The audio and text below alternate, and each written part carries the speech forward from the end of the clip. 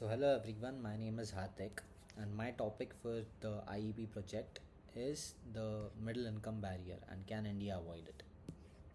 So, over the past few decades, many countries have experienced rapid economic growth and rising incomes.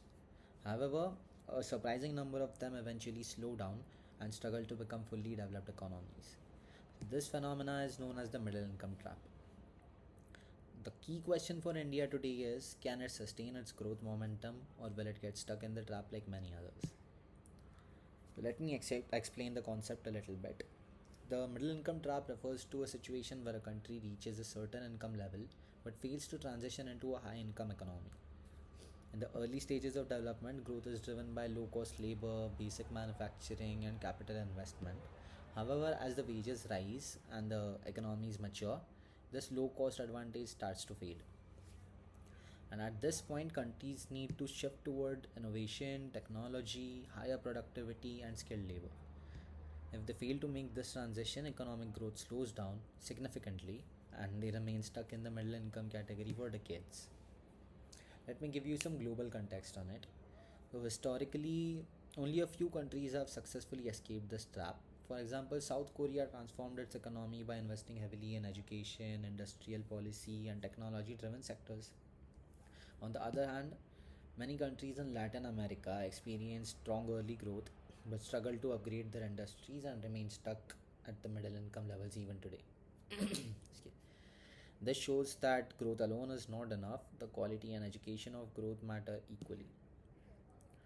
Now, going on to India's current position.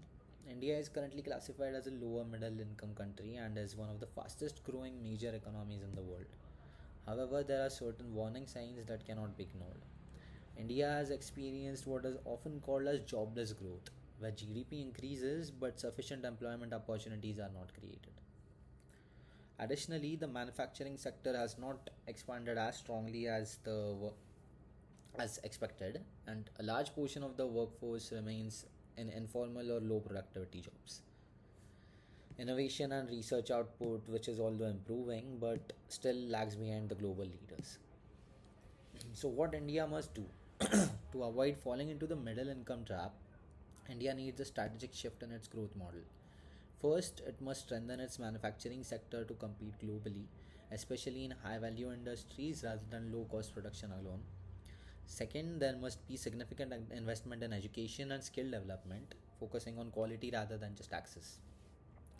Third, the innovation needs to be actively promoted through research funding, startup ecosystems, and industry collaboration. And finally, improving infrastructure, ease of doing business, and policy consistency will be critical to transitioning into long term growth for the country.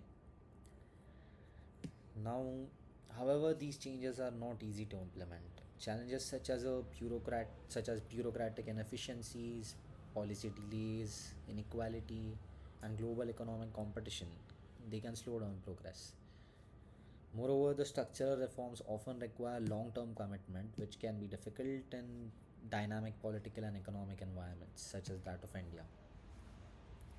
So, to conclude, the middle income trap represents a crucial turning point in India's economic journey.